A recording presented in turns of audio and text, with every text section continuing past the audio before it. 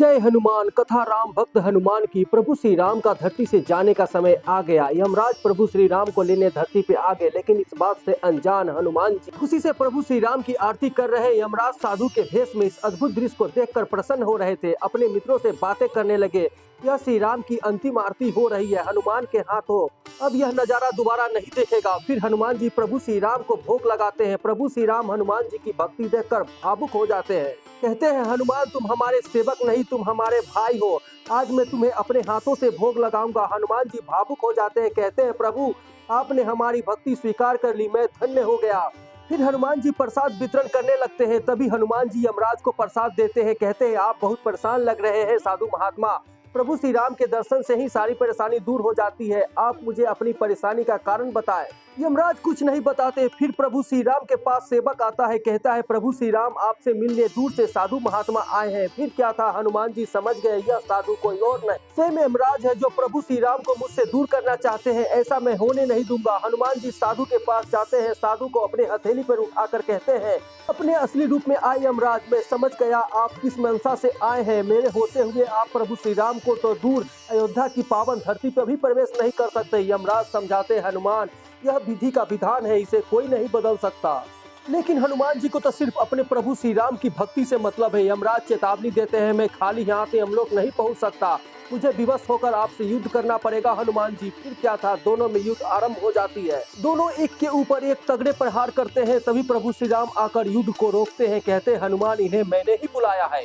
हनुमान जी यह सुनकर भावुक हो जाते हैं। कहते, प्रभु मुझसे क्या भूल हो गई जो आपने मुझसे इतनी बड़ी बात छुपाई।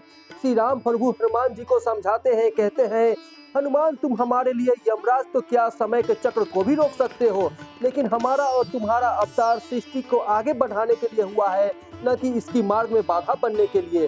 प्रभु श्री राम हनुमान जी को समझाते हैं, यह केवट का प्रेम, माता सबरी का प्रेम, सीता मिलन, सीता हरण, रावण युद्ध, फिर सीता का बिछड़ जाना, यह सब मत स्मृति मात्र है। समय के साथ इसे भूलकर नियति के साथ मिलना होता है। फिर श्री राम प्रभु अपने हाथ से अंगूठी निकालकर कहते हैं, इस अंगूठी को पहचानते हो हनुमान। हनुमान जी कहते हैं, यह माता सीता की आखिरी निशानी है। तभी प्रभु श्री राम जानबूझकर अंगूठी गिरा देते हैं और कहते हैं, यह सीता की आखिरी निशानी भी हमसे दूर हो गई। हनुमान जी कहते हैं, मैं अभी ढूंढ कर लाता हूँ प्रभु।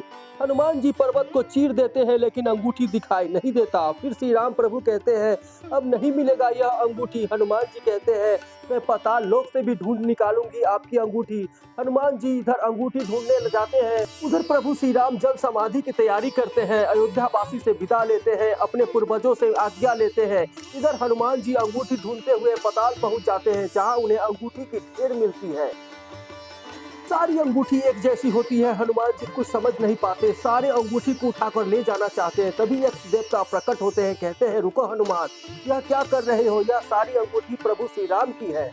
तुम बार बार यहाँ आते हो अंगूठी ढूंढने, और तुम्हारे प्रभु श्री राम धरती को छोड़कर स्वर्ग की ओर प्रस्थान करते हैं। यह एक नियति है जो तुम्हारे समक्ष प्रभु श्री राम नहीं कर। फिर क्या था, हनुमान जी बिना विलंब किए प्रभु श्री राम को रोकने के लिए मार्ग में आ रहे सभी बाधाओं को पार करके पहुँचते हैं कि श्री राम प्रभु जल समाधि ले लेते हैं। हनुमान जी गुस्से में जल को दो भागों में बांट देते हैं, लेकिन प्रभु श्री राम नहीं मिलते। हनुमान जी रोते हुए श्री राम पुकारने लगते हैं। आगे क्या हुआ जानने के लिए हमें कमेंट करें। कथा अच्छी लगी हो तो वीडियो को लाइक, चैनल को सब्सक्राइब करें। जय श्री राम, जय राम भक्त हनुमान। आपकी भक्ति की शक्ति दिन दुनी रात चौगुनी बढ़ती रहे। पवन पुत्र हनुमान जो आपकी मंगल गाथा सुने या सुनाए, उसके सारी मनोकामना पूर्ण करे, अपने भक्त की मार्ग में आने वाली सारी बाधाएं को दूर करे। मारुति नंदन। जय श्री राम।